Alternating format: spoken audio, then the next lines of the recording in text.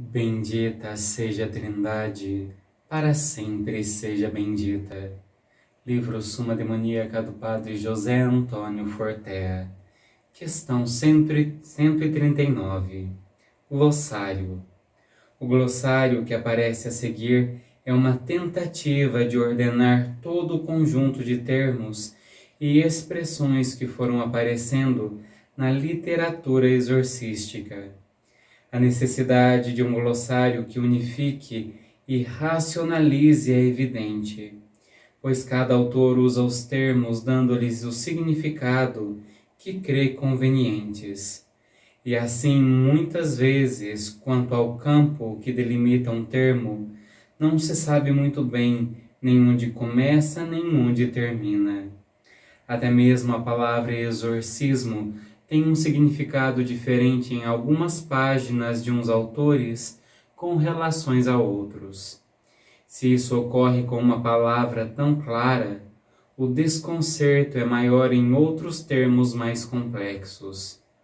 Assim, o glossário que aparece a seguir supõe uma tentativa de racionalizar e unificar esse léxico, evitando polissemias que deem lugares a equívocos.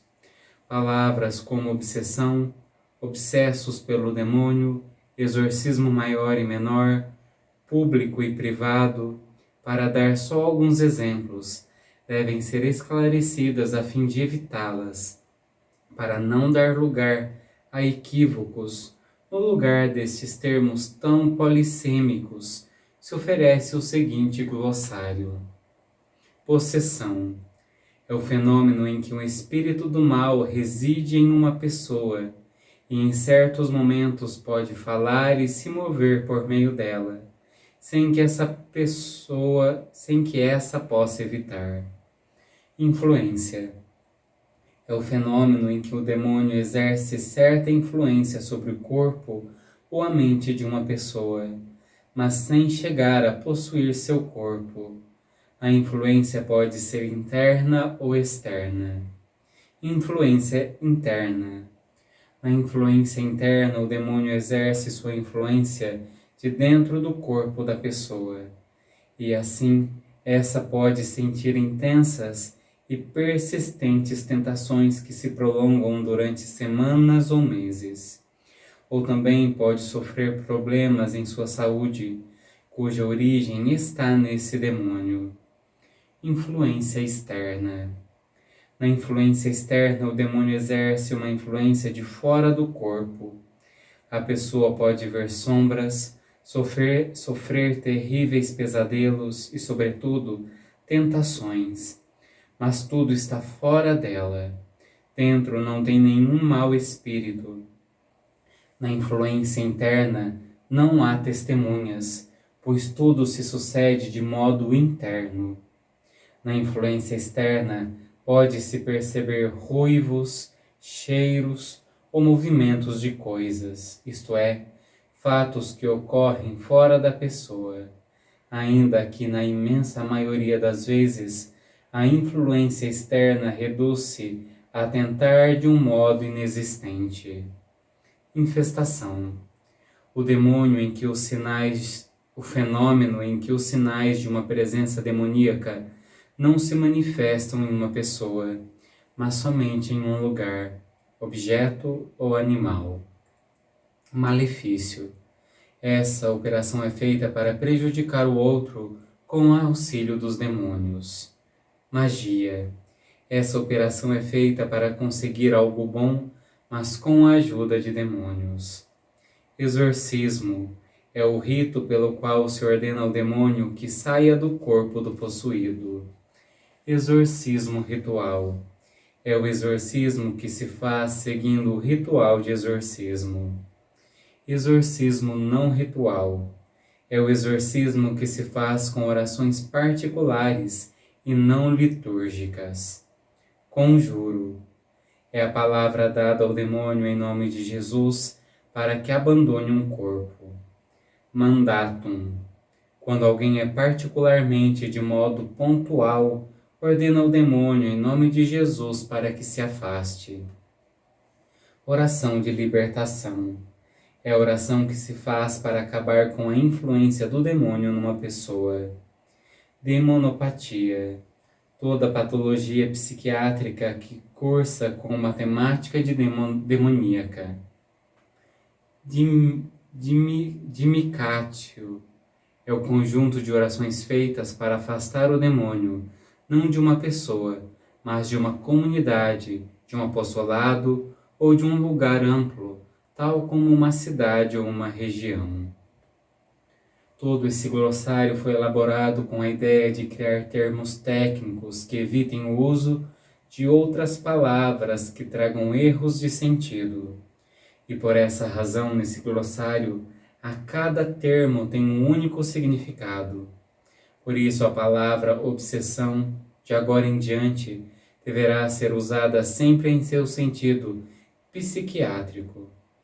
Caso contrário, nunca estamos seguros de quando se usa em seu significado de perturbação mental e quando se usa no sentido latino de assédio. Na literatura do século passado, sempre que se fala de uma pessoa que sofria uma obsessão diabólica, o que queria dizer era que sofria um assédio demoníaco. O termo não podia ser mais propício a confusões. Quanto à expressão possessão local, é preferível que seja designada como infestação, reservando a palavra possessão só para o caso de possessão pessoal. Caso contrário, a cada vez que falamos de possessão, sempre fica a dúvida se o dito vale também para a possessão de um lugar.